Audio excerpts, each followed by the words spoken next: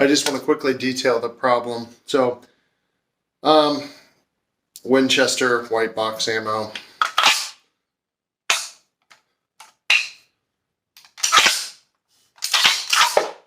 Right there. You can see it got hung up. It's not going in the chamber.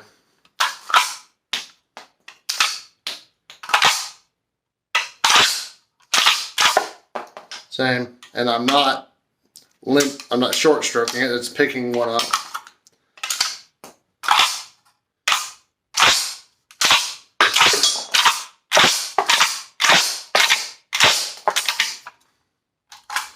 And just to demonstrate that, here is my VRPF-14 identical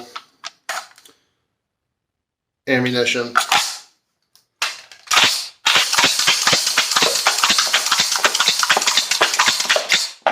And it's had 0 issues.